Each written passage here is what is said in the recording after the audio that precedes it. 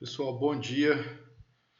Hoje, dia 2 de junho, estamos aqui em mais uma aula aí de Direito Constitucional. Hoje eu vou trabalhar com vocês a questão dessa nossa segunda atividade, né? E também vamos dar continuidade à nossa apostila aí, tá? Em relação a essa segunda atividade, gente, ela vai ser naquele modelo da primeira atividade, né? Vai ser parecido com aquele modelo da primeira atividade, né? Eu vou passar um artigo, eu já passei na verdade, né? Um artigo científico que foi escrito por mim em parceria com o professor Fabrício Veiga, né? Professor doutor Fabrício Veiga. E o artigo é um artigo bem interessante, tá, gente? Muito interessante mesmo, que é um panprincipiologismo, metajuridicidade e segurança jurídica, uma análise à luz do artigo 27 da Lei 9.868 de 1999. Então, que vem a ser essa questão do panprincipiologismo, né? Essa foi uma questão aí que foi desenvolvida pelo Lênio Streck, né, que é um dos maiores constitucionalistas do nosso país, um jurista muito respeitado aí no meio acadêmico, sobretudo, né, professor de cursos de doutorado e mestrado. Então, o que vem a ser essa questão? Ele faz uma crítica, né, do uso exacerbado dos princípios em decisões judiciais, né? Ele não é, isso é bom deixar claro, né, contra a utilização de princípios nas fundamentações jurídicas de decisões judiciais, né? O que ele critica é o uso desmedido, né? Porque realmente, e ele tem toda a razão, né? Esse trabalho demonstra isso, né? Que o que acontece? Com a implementação do Estado Democrático de Direito, houve, né, consequentemente, a questão da superação do positivismo, né? O que a gente chama de neoconstitucionalismo, ou seja, questões, casos concretos passam a ser resolvidos não apenas com aquilo que a lei diz, né? Mas com a utilização de princípios. Por quê? Dada a complexidade da sociedade, a lei já não é mais suficiente para abarcar todas as situações jurídicas existentes, né? E é sabido que o juiz não pode deixar de dizer o direito no caso concreto, né? Então, muitas vezes, considerando aí a inexistência, né, de lei específica para determinados casos concretos, o julgador ele acaba por invocar princípios. Aí é que está a situação, né? Aí é que está a crítica do Lênio Streck. Ele fala que tudo bem, pode sim utilizar princípios para fundamentação de decisões judiciais, desde que, né, a utilização seja fundada em critérios racionais, né, que seja observado, sobretudo, né, os valores constitucionais e não utilização de princípios aí para justificar muitas vezes valores do julgador, valores pessoais do julgador, né? Então, assim, é um artigo que vai fazer, né, vocês saírem da casinha, né, do comum, do ordinário, né? Obviamente, vai abrir aí o leque de raciocínio jurídico de vocês, né, para vocês enxergarem essa situação desde já na graduação, né? É claro, esse artigo científico, né, ele foi elaborado por mim, né, que sou mestre, e por um outro professor que é pós-doutor, né? Então é claro que é um artigo que tem uma complexidade maior, né? É um artigo que foi desenvolvido aí realmente desenvolvido, né, com 4 mãos, né, porque assim, eu escrevi o artigo, submeti para o Fabrício fazer uma revisão e ele faz mesmo a revisão, ele alterou várias questões, né, então assim, ficou um artigo muito interessante. Eu falo isso porque antes de eu fazer essa parceria com ele, eu havia submetido o artigo, né, original para a Universidade Federal do Rio de Janeiro, né, a Universidade Federal Fluminense. O artigo não foi aprovado lá, mas o editorial falou comigo, né, a pessoa responsável por analisar falou comigo que ele só não foi, elogiou muito o artigo, né, sobretudo porque o Lênio Streck ele tem uma atuação muito forte no Rio de Janeiro. Então ele é muito respeitado naquele estado. Por isso, inclusive, que eu pensei em submeter o artigo lá na Federal do Rio de Janeiro. E falou comigo que ele só não foi aceito porque eu submeti sozinho, né? Não fiz parceria com ninguém. E falaram que faltou um doutor. Eles falaram expressamente que eles não aceitam se não houver um dos autores com título de doutor, né? Mas realmente é um artigo bem contemporâneo, né? Com situações aí que a gente vai encontrar o tempo todo. E, gente, por que, né, essa questão de se utilizar a racionalidade jurídica, né, quando quando as decisões forem fundamentadas em princípios? Justamente para criar a segurança jurídica, né? Por quê? Se formos pensar assim em situações, né, em que os juízes vão utilizar aí dos princípios para utilizar-se dos princípios para fundamentar decisões com base em valores que os juízes carregam, vai criar, consequentemente, uma insegurança jurídica muito grande, porque cada um pensa diferente, né? Cada um pensa com a cabeça. Então, a utilização do princípio não tem que ser com valores pessoais do julgador, né? E sim os valores estampados na Constituição Federal, tá? Então, assim, leiam o artigo, né, com muita atenção. Vocês vão ter 15 dias aí para fazer o trabalho, né? Ou seja, vocês vão entregá-lo só sem ser nessa próxima semana, na outra. Então, vai ter um tempo muito bom aí. Leiam com calma, né? E façam uma análise crítica lá da forma que está no enunciado. O enunciado basicamente repete o enunciado da atividade 1, só que agora nós estamos diante de outro artigo científico, né?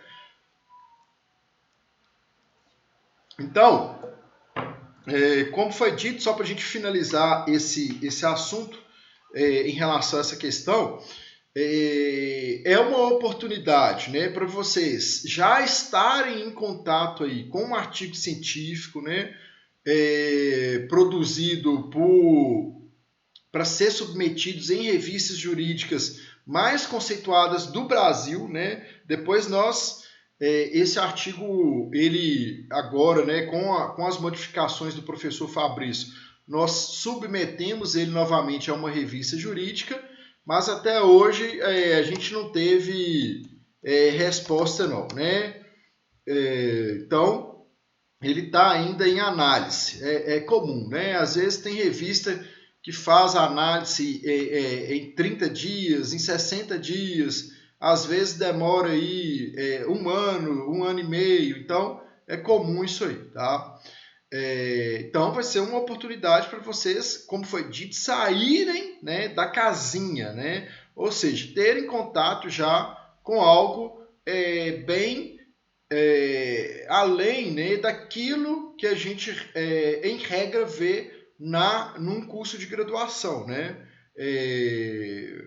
E, obviamente, tem tudo a ver com a disciplina de vocês, né? Porque o panprincipiologismo, essa crítica, né, essa questão de decidir, né, das decisões serem aí fundadas em princípios, ela perpassa, né, preponderantemente pelo direito constitucional, né? Porque muitas vezes utiliza-se, né, de princípios constitucionais aí, tá bom?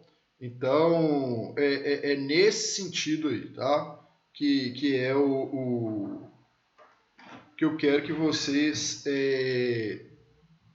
tenham em mente a leitura do artigo, tá?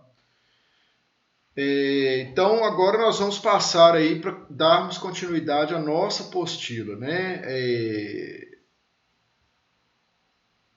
Essa apostila que vai ser utilizada aí na AV2, né? Que é uma apostila, foi utilizada na V1, mas é uma apostila de quase 100 páginas, né? Ela abrange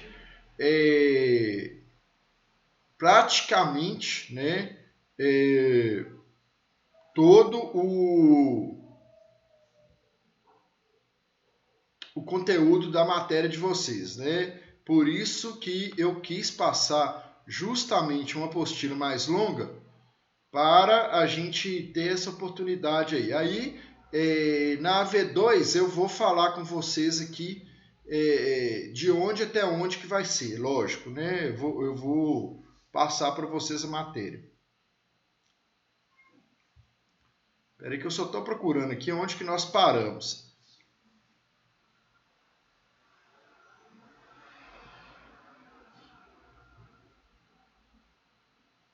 Achei aqui. Nós paramos aí na página 77, tá? A internacionalização de um tratado internacional, né? Gente, é muito importante essa parte agora do que nós vamos estudar, porque o que tem acontecido, que eu tenho percebido, né? E isso aí é uma percepção geral, né? De todo mundo que está aí em contato, né? Direto com o direito aí, sobretudo nos cursos de pós-graduações, né? Tanto lato sensu quanto stricto sensu, né?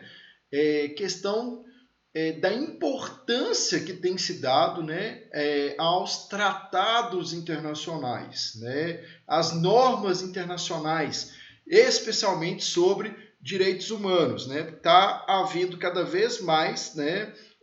A gente vê aí formação de blocos, né? Então tem blocos americanos, né? Temos o Mercosul, né?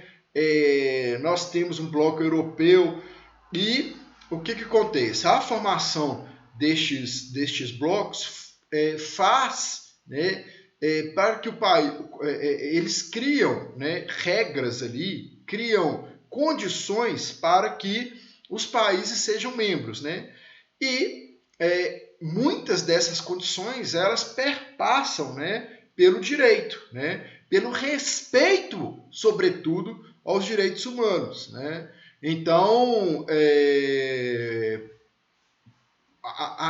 o desrespeito, né, a direitos humanos pode, eventualmente, implicar a exclusão de determinados países destes blocos e, inclusive, até mesmo de ser passível aí de ser boicotado economicamente, né? Um exemplo recente é essa questão da Amazônia, né? É lógico, isso é uma questão muito polêmica, né? Que não é assim possível discutirmos ela superficialmente numa aula que não tem esse viés, né? Mas, por exemplo, né? Tem muitos países aí que ameaçaram a fazer boicote, né? Ou seja, deixar de negociar com o Brasil, né? Caso não houvesse aí uma mudança na política do ambiental, né? Então é uma forma de pressionar o país, né, a respeitar, né, tratados internacionais, né? Ou seja, se, né, você não parar de fazer queimada, eu paro de comprar sua carne, por exemplo, né? Então aí se um bloco europeu, né, um bloco forte igual a Europa, deixa de negociar com o Brasil, é óbvio que a gente vai sofrer os efeitos econômicos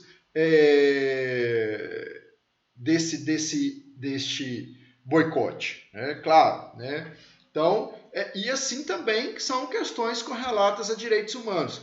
Por exemplo, a Arábia Saudita, ela deixa de assinar aí alguns tratados internacionais porque ela sabe que não respeita, né? Ela fala, pô, eu vou assinar um negócio desse e que eu sei que eu não cumpro, eu não vou cumprir, para quê? Para eu sofrer sanção, né? Para falar assim, não, você assinou, você tem que cumprir. Então, agora, é lógico, né, gente? É óbvio que deve ser respeitadas as peculiaridades, né, as particularidades dos países aí, né? Claro, a soberania do país deve ser respeitada. Por isso que eu falo que é um tema muito complexo, né?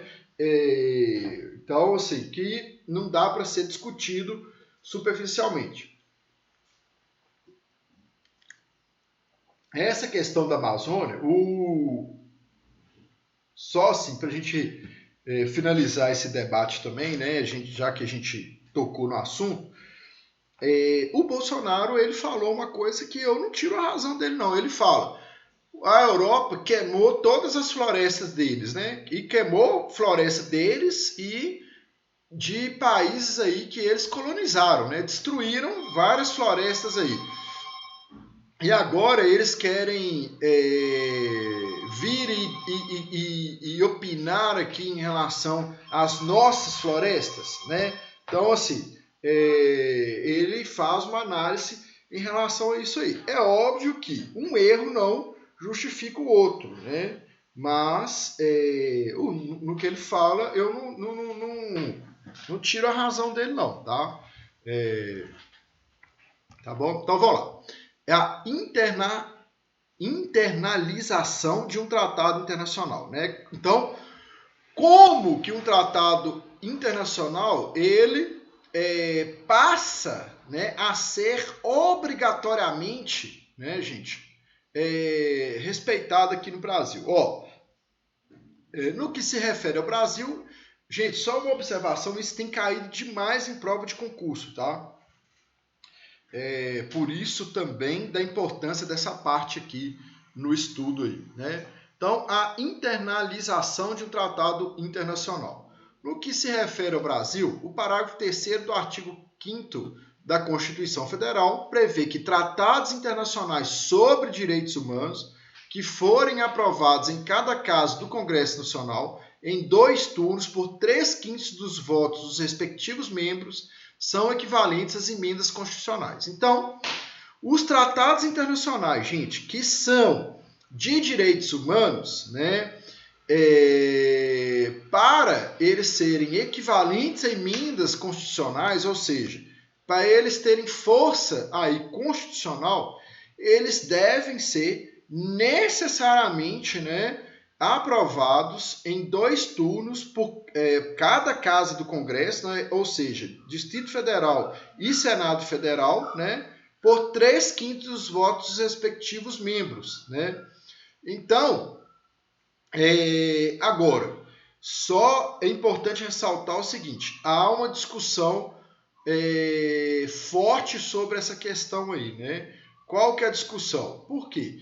Tem gente que fala que se o Brasil já assinou um tratado internacional sobre direito humano, automaticamente ele tem validade material e formal, ou seja, nós temos que respeitar e eles equivalem à Constituição, né?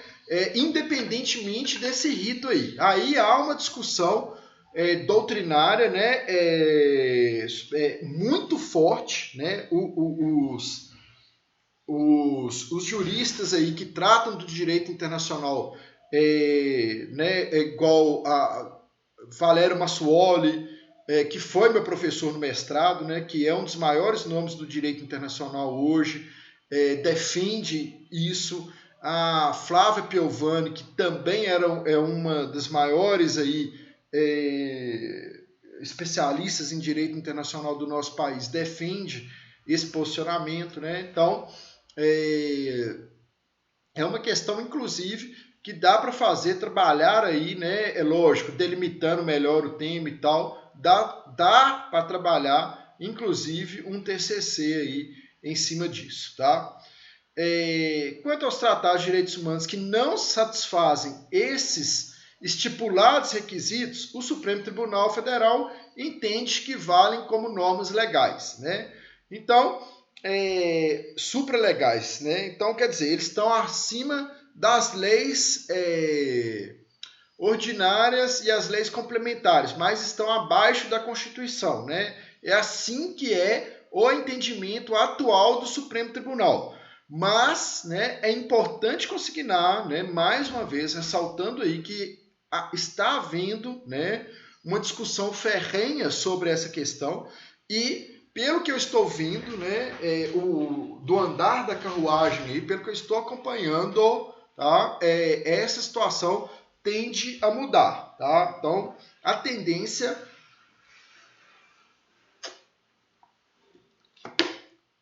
é que, independentemente deste rito, né, eles vão ter força constitucional, né?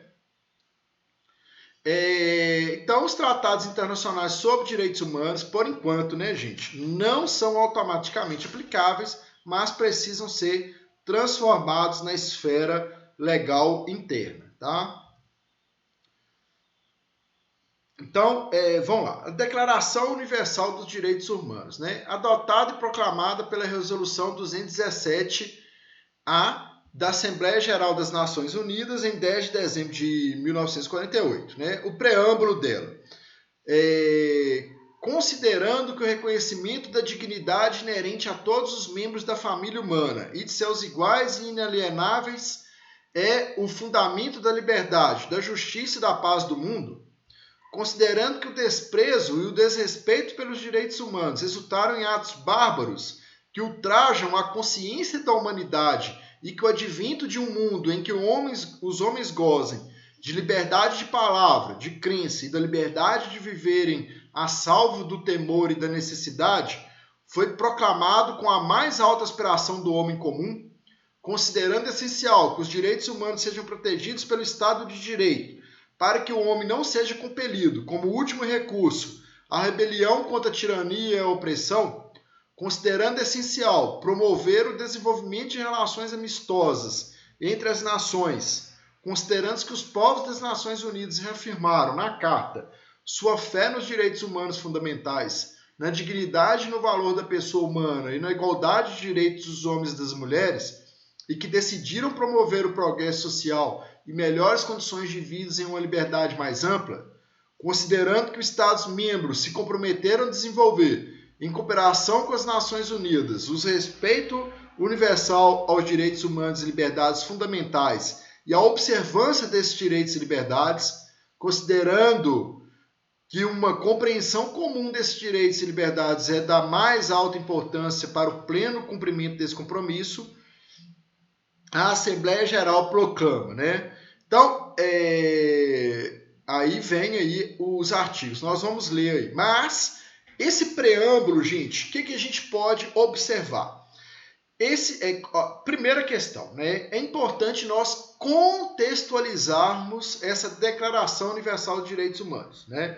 Então, ela foi proclamada em 1948, ou seja, logo após que terminou aí a Segunda Guerra Mundial, que houve um massacre dos judeus, né? Então, neste contexto aí que foi proclamado a Declaração Universal dos Direitos Humanos. Por quê? para não repetir os horrores da Alemanha nazista, né? Eles viram lá, tipo assim, falaram assim, gente, o que o ser humano é capaz de fazer, né? Então, para isso não se repetir, para esse terror não se repetir, nós vamos aqui, né, declarar os direitos que a gente entende que seja inerente a todo e qualquer ser humano, né? Então, para ser titular deste direito, né, a titularidade desse direito ela independe, né, da cor da pele, da nacionalidade, né, da crença, né, da profissão, enfim, independe de qualquer coisa. A única condição para que seja titular deste direito é a condição de ser humano, né? Então, foi nesse sentido aí. Agora, obviamente, né, gente, a gente sabe a complexidade do ser humano, né? Tem as particularidades. A gente vive aqui no mundo ocidental, né? Então, o mundo ocidental, né, dividido aí na parte norte, né, no hemisfério norte, que é a parte rica, que é a Europa, Estados Unidos, e a parte pobre, né, que somos nós aqui, África, América do Sul e África, a gente, né, a parte ocidental, pensa de uma forma, né, e a parte oriental do mundo, né, eles já têm um outro tipo de pensamento, um outro tipo de cultura, né? Mas qual que foi o objetivo, né? Volto a repetir aqui, dessa declaração, é garantir direitos mínimos, né? Mínimos a todos os seres humanos. Agora, a implementação desses direitos aí, né, entre a proclamação e a implementação / efetivação, nós temos uma longa e temida caminhada, né, gente? Que a gente vê, ó, foi em 1948. Então, tem mais de 48 para 2000, vai dar 52 para 2021, 73 anos, né? Que foi proclamado e a gente vê que não foram efetivados esses direitos ainda, né?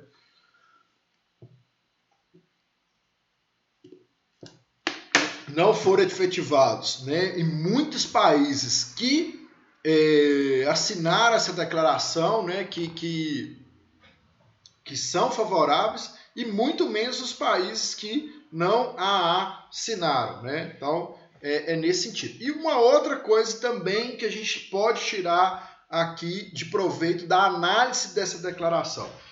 Muitas constituições, né, especialmente a Constituição do Brasil, que é uma Constituição, eu sempre falo isso, né, extremamente garantista, ela é pouco efetiva, né, mas a Constituição do Brasil ela é extremamente contemporânea e extremamente garantista, né.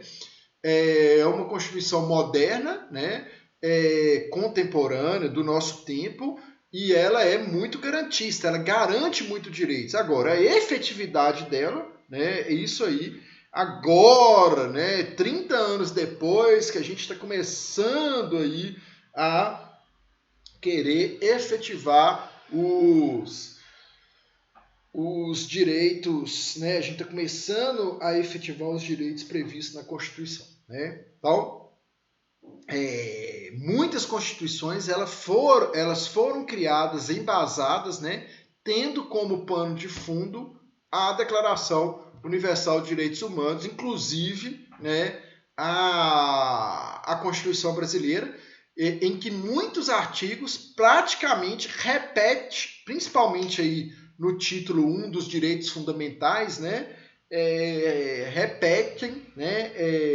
os dispositivos desta declaração aqui, né? Então vamos lá. Todas as pessoas nascem livres e iguais em dignidades e direitos, são dotadas de razão e consciência e devem agir em relação umas às outras com espírito de fraternidade. Então, o o artigo está falando? Ó, todos são livres, iguais em dignidades e direitos, né?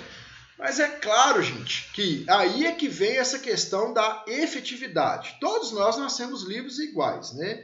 Mas no caminhar da vida, no desenrolar da vida, a gente sabe que essa igualdade, ela é muitas vezes formal, né? Ela não é material, né? Por quê? Para o exercício de direitos, às vezes você precisa, né, ter acesso ali a uma determinada situação. Por exemplo, você tem que ter acesso a uma educação de qualidade, né, para que você possa exercer com amplitude, ter conhecimento dos seus direitos e exigi-los, né? E a gente sabe que, na prática, muitos países aí não conseguem ofertar, né, uma educação de qualidade a todos. Então, vamos imaginar aqui no nosso país, né? Eu já dei esse exemplo aqui, mas nunca é por demais repetir, né? A gente pegar aí, nós pegarmos aí uma criança nascida da periferia de Belo Horizonte, né? Na zona norte lá de Belo Horizonte, que vai ter acesso ali a uma escola pública do bairro. A escola pública caindo aos pedaços, né?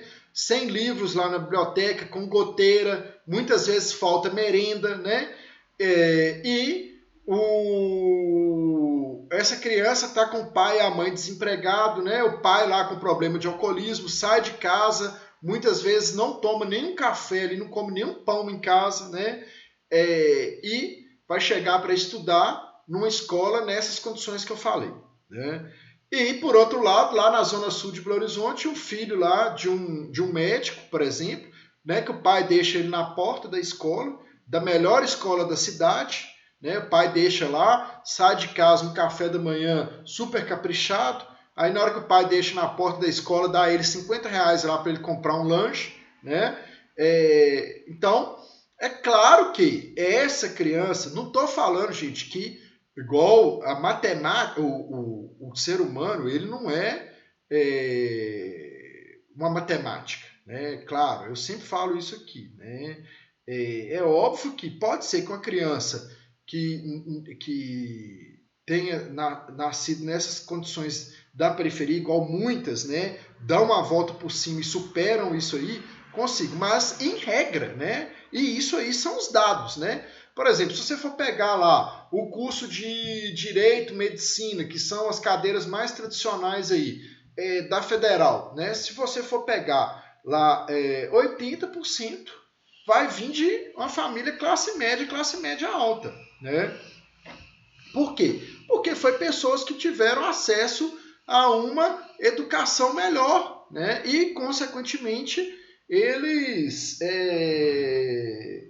conseguiram se sobressair ali na hora do vestibular, né? Isso aí é a regra, tá? Mas é isso que eu estou falando.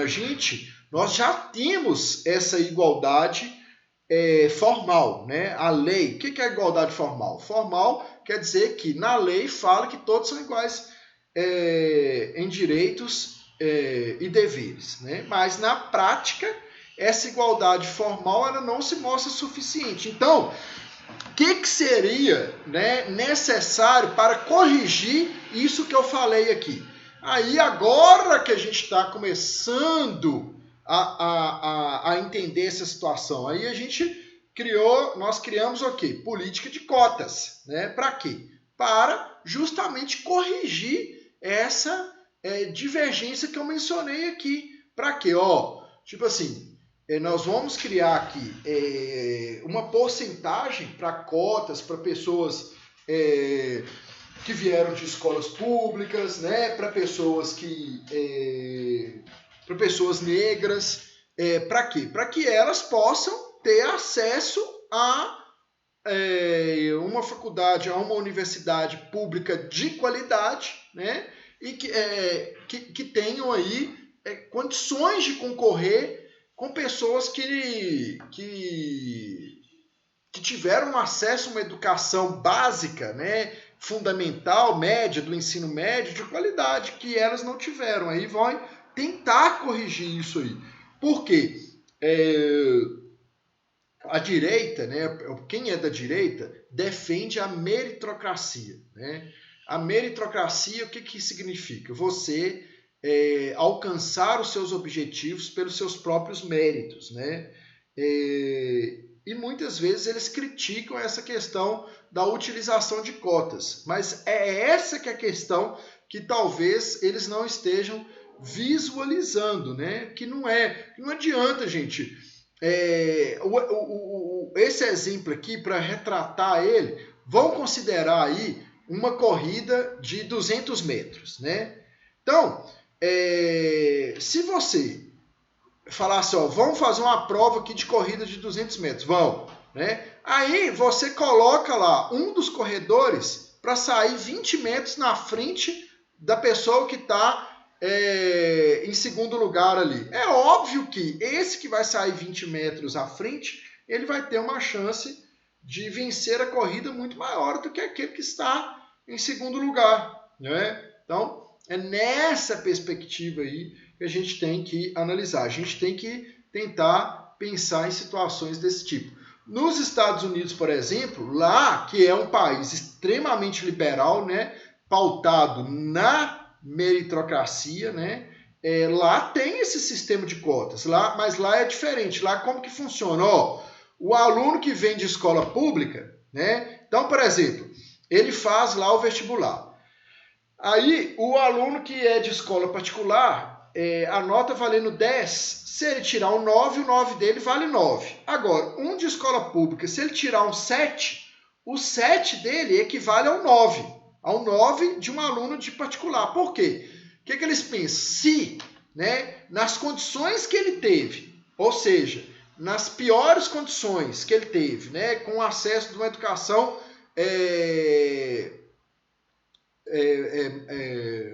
de menor qualidade, ele conseguiu tirar 7, se ele tivesse acesso à mesma educação que aquele outro que tirou 9 tivesse, com certeza ele também tiraria 9. O raciocínio deles é este. Né? Então, assim, é um raciocínio válido, né? Na minha opinião, tá, gente? Eu sempre falo aqui que, assim, eu não vou ficar em cima do muro como professor. E também a minha opinião não quer dizer que seja a opinião prevalecente, né? Eu não sou dono da verdade, não conheço ninguém que seja, né? É a minha opinião. O aluno tiver opinião diferente, desde que, né, seja fundamentado aí, seja devidamente fundamentado, não tem problema nenhum. A gente está aqui na busca da construção do conhecimento, tá? Na imposição do conhecimento, não. Então, vamos lá. O artigo 2. Toda pessoa tem capacidade para gozar os direitos e liberdades estabelecidos nesta declaração, sem distinção de qualquer espécie, seja de raça, cor, sexo, língua, religião, opinião política ou de outra natureza, origem nacional ou social, riqueza, nascimento ou qualquer outra condição. É uma outra questão aí, gente, que no papel é muito bonito, né? A gente lê isso aqui, igual eu, quando o que me empolgou a fazer o direito foi justamente a leitura da Declaração dos Direitos Humanos, quando eu era novo, que eu estava lá no primário, eu lia isso aqui e achava isso aqui lindo, né? Eu pensava, nó, e tal. Só que aí a gente vai amadurecendo, a gente vai vivendo e já a gente vai caindo na real e vendo que isso aqui é muito bonito na teoria e que na prática isso não funciona, né? Não funciona. Hoje, né, gente, eu vou dar um exemplo aqui muito atual, né? Essa questão aí de opinião política ou de qualquer outra natureza, né? A gente vê aí hoje que, tipo assim, agora, né, teve esse problema aí, a gente está tendo esse problema da Copa América, né? Aí tá a maior polêmica aí, o Brasil não pode realizar a Copa América. Aí os narradores da Rede Globo correram lá, né, nos programas esportivos da Rede Globo e deram opiniões políticas, né, falando que teve um lá, que é o Luiz Roberto, falando, isso foi um tapa na cara da sociedade, né? Que não sei o quê, que não pode permitir. E o cara narra jogo aí que está acontecendo no Brasil, Campeonato Brasileiro, Campeonato Estadual, Copa Libertadores, né? Quer dizer, é um absurdo ele falar isso, né? Porque ele está vivendo essa condição, né? É lógico, ele tem a opinião dele, ele pode ter opinião, mas eu falo assim, contextualizar a opinião dele, né? Aí, é por isso que eu sempre falo com vocês, a gente tem que ter uma visão crítica, né, das questões. Aí, analisando criticamente a opinião desse cara, né? Por que que ele está falando isso? Porque a Rede Globo não vai televisionar, não vai ter os direitos de transmissão da Copa América, né? Ou seja, ela vai perder muito dinheiro, né? Com a não transmissão, né? E ela está querendo boicotar essa situação porque eles não estão querendo ganhar dinheiro, porque eles não vão estar ganhando dinheiro, né? Então, assim, eles estão criticando uma situação que eles, né? Que eu falo que eles, Rede Globo, eles compartilham. Então, assim, é uma coisa completamente ilógica. Não estou defendendo aqui a realização da Copa América aqui não, tá, gente? Não estou falando isso não. Estou só fazendo uma análise crítica da situação. Entre essa análise, né, e a minha opinião em realização à Copa América já é outra coisa completamente diferente, né? Eu penso, assim, agora, né, para não ficar em cima do muro, igual eu falei, eu penso o seguinte, se está acontecendo o Campeonato Brasileiro aqui, e se o Campeonato Brasileiro está seguindo inúmeros protocolos aí para evitar a disseminação, né, do coronavírus, eu acho que pode acontecer o mesmo com a Copa América, ué. Não tem nada que impeça. E, em última análise, na minha opinião, você tendo eventos de futebol e tal, eventos esportivos em geral, seguindo rígidos protocolos, né? Que essas federações são muito ricas, né? Como em Comembol, então eles têm condições aí de, sei lá, criar uma bolha aí para os atletas, né? Fazer a testagem, enfim, né? Criar condições ali sanitárias adequadas. Em última análise, você vai fazer com que o telespectador fique em casa, né? Aí você vai evitar, consequentemente, a aglomeração. Por quê? Se eu estou em casa e eu sei que vai ter um jogo no sábado à noite, por exemplo, a minha... se eu penso em sair, né, para a rua, para ir para uma festa, para ir para algum lugar que possa eventualmente ter uma aglomeração, eu vou pensar duas vezes e falar, não, eu vou ficar em casa que vai ter um evento esportivo e eu vou assistir o respectivo evento, tá? Então, é nesse sentido aí que eu penso, tá bom? Agora, uma outra situação aí. Toda pessoa tem direito à vida, liberdade e à segurança pessoal, né? Aí também, né, gente, são questões aí que há discussão, né? Muitas vezes a gente perde a vida, muitas pessoas perdem a vida, né? Justamente por expressarem a sua liberdade. Agora, né, lá em Pernambuco, eu estava vendo aqui, antes de entrar na sala de aula, né? Teve aí a queda lá do comandante-geral da Polícia Militar daquele estado, porque foi uma ação muito truculenta, né? 2 pessoas perderam a visão nas manifestações contra o Bolsonaro, né? Quer dizer, é um absurdo isso. É lógico, né, gente? Eu falo assim, o povo ir para a rua para questionar governo, pode? Claro que pode. Pode, não deve ir, né? Eu acho que se o nosso país fosse, se nós tivéssemos mais voz ativa, a gente não tinha chegado no ponto que nós estamos, né? De caos, né? Nós estamos num ponto de caos. Eu não falo, né, do governo Bolsonaro, não. Desde o governo Lula aí, desde sempre, desde que eu me entendo por gente aí, que os nossos problemas são os mesmos, né?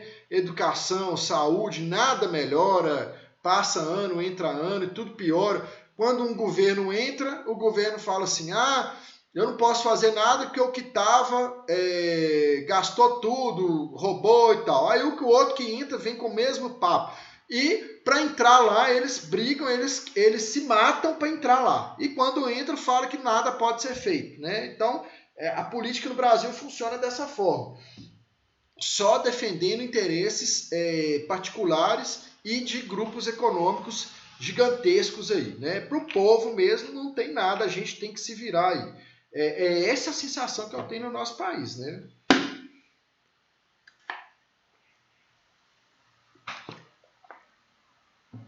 É claro, né, gente, que há muitas coisas que funcionam no nosso país. A gente não pode falar assim, fazer uma análise generalizada, né? Por exemplo, né, as universidades federais são de qualidade, né? Existem hospitais de qualidade, existem hospitais públicos de qualidade, mas muito mais, né, pelo esforço ali das pessoas que estão, pela capacidade das pessoas que estão, igual na Universidade Federal. O professor que entra lá, o servidor, ele passa por um processo seletivo muito forte, né, para entrar ali. Então são pessoas capacitadas e tal. Mas assim, de uma forma geral, né, infelizmente isso que eu estou falando aqui das instituições públicas funcionarem é essa exceção, né, e não a regra, né?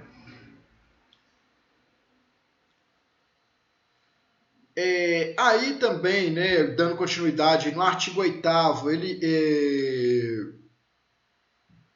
todas as pessoas têm direito a receber dos tributos nacionais competentes remédio efetivo para os atos que violem os direitos fundamentais que lhes sejam reconhecidos pela Constituição ou pela lei. Né? Então, quer dizer, a nossa própria Constituição, ela tem aí o habeas corpus, né, o habeas data, o mandado de segurança, que são o quê? Remédios constitucionais, né, justamente criados para atacar a violação de direitos fundamentais, né? Então, ninguém será arbitrariamente preso, detido ou exilado. Então, a gente tem na Declaração de Direitos Humanos, igual eu falei, a base aí da nossa Constituição, né? A base aí de várias questões que tem na nossa Constituição, né? Toda pessoa acusada de um ato delituoso tem o direito de ser presumida inocente até que sua culpabilidade tenha sido provada de acordo com a lei em julgamento público, no qual lhe tenham sido asseguradas todas as garantias necessárias à sua defesa, né? Então, prendeu. Aí também é uma outra questão que no nosso país há uma intensa discussão, né? Por quê? Eu milito aí na advocacia criminal, né? Não tanto, eu já militei mais, é um horror, né? É um horror, um horror, um horror, um horror. Porque, assim, o que a gente vê o tempo todo é violação de direito, né? Eles prendem e assim, é ao contrário, é presumidamente culpado e pronto, né? Eles pensam dessa forma, em regra, são considerados aí como culpados, né? Para depois provar a inocência, né? E assim, os julgamentos acontecem, tudo que a defesa fala é desconsiderado, né? Não é nem mencionado. 90% das decisões judiciais nem menciona aí a tese defensiva, né? Só a tese de acusação. Então, assim, é muito difícil essa questão aí, tá? Ninguém poderá ser culpado por qualquer ação ou omissão que, no momento, não constitua um delito perante o direito nacional ou internacional. Então, o que é isso aqui, né, gente? Isso aqui é a defesa do Estado de Direito na essência, né? Ou seja, só pode ser considerado culpado se houver lei dizendo que aquele ato é ilícito. Então, por exemplo, você cuspiu na rua, né? É um ato abominável, né? Muita falta de educação. Mas tem lei ali falando que cuspir na rua é crime? Não, não tem lei. Então pode chegar um policial, te pegar e te prender e falar assim, não, ele está preso porque cuspiu na rua. Não pode. Um exemplo é esdrúxulo, Mas é isso, né? Por quê? Senão o cara vai dar enquadramento ali. E acontece muito, né? O que acontece? Às vezes um policial vai fazer uma abordagem truculenta, né? Aí o cara reage, né? Reclama ou questiona aquele tipo de abordagem. Aí o policial agride e depois coloca lá que foi desacato, né? Inventa qualquer coisa lá, resistência. Então, assim, isso acontece, né? Dá um enquadramento legal para um ato que foi por ele criado. Não é a regra, gente. Nós temos bons policiais, né? Porque às vezes a gente aí fala assim, não, só tem, o professor está falando que só tem policial bom.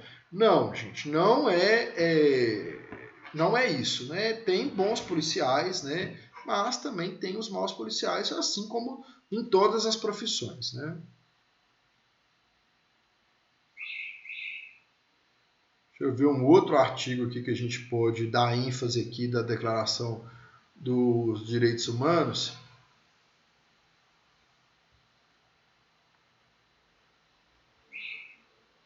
Que seria interessante aqui para a nossa aula. O artigo 26 aí, né? Toda pessoa tem direito à instrução.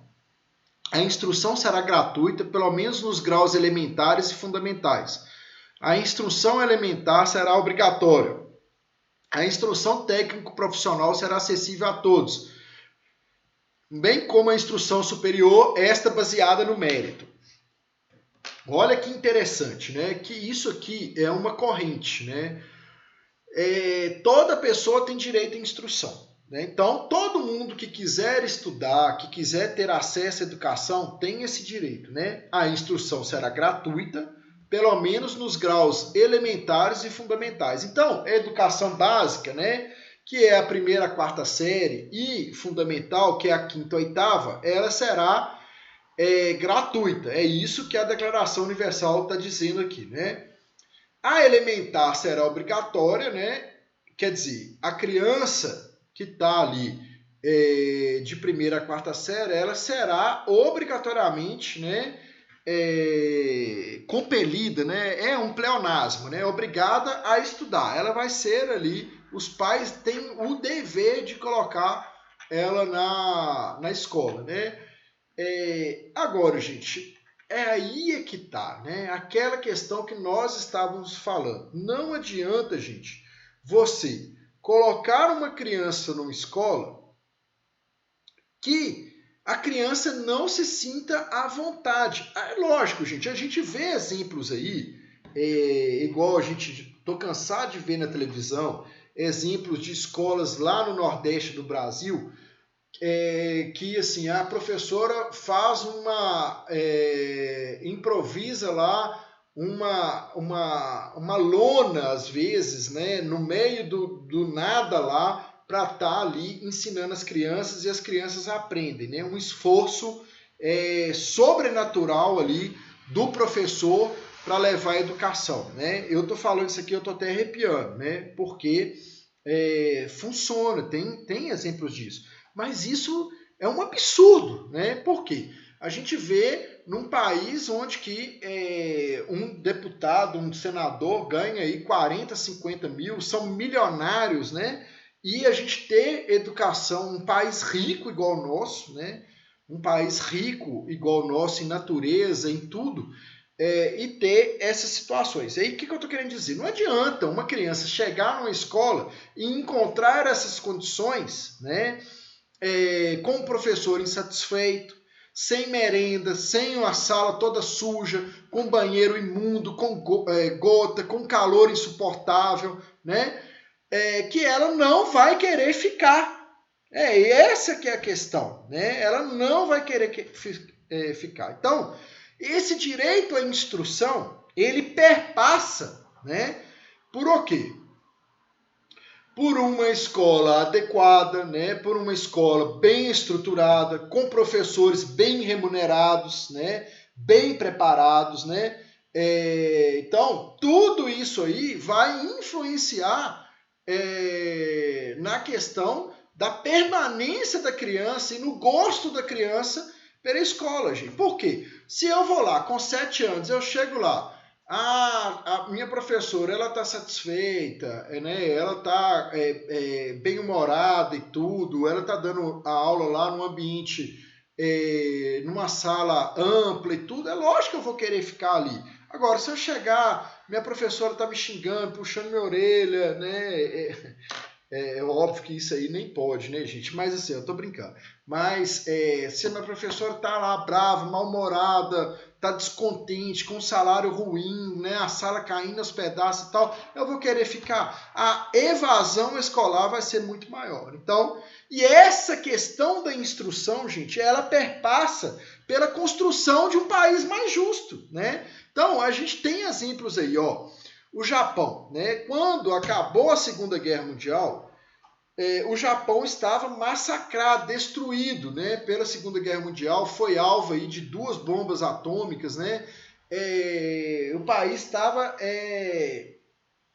completamente devastado, né? Economicamente, né? Moralmente, porque para o japonês perder uma guerra tem um valor moral muito grande. Então, estava o país todo destruído. Eles, no juntar dos cacos, né? Qual que foi, o que o japonês fez? O que eles falaram? Ó, tudo que nós temos, o pouco que nós temos, nós vamos investir em educação, né?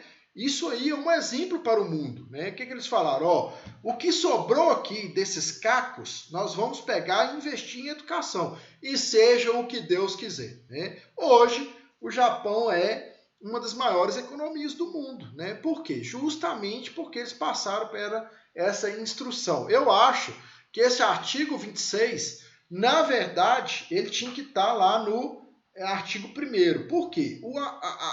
Tudo, né? Eu penso que tudo ele vai ser consequência da instrução do povo. Nós temos um outro exemplo aí, também de um país asiático, que é a Coreia do Sul, que também investiu tudo em educação, né? E hoje é uma das potências aí, tá um país super desenvolvido, né? Com índice de desenvolvimento humano lá em cima, tá? Então, o investimento em educação, ele vale demais, né?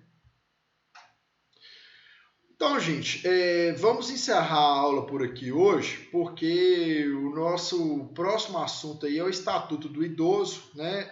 Aí já é um tema diferente desse da Declaração de Direitos Humanos, tá? Façam o trabalho, tá, gente? Com muita responsabilidade. Essa turma é uma turma boa, os trabalhos ficaram muito bons, né? O primeiro, atividade 1. Então, mantenham essa tradição aí e façam o trabalho bem focados, tá bom? Um abraço a todos e boa semana aí. Fiquem com Deus.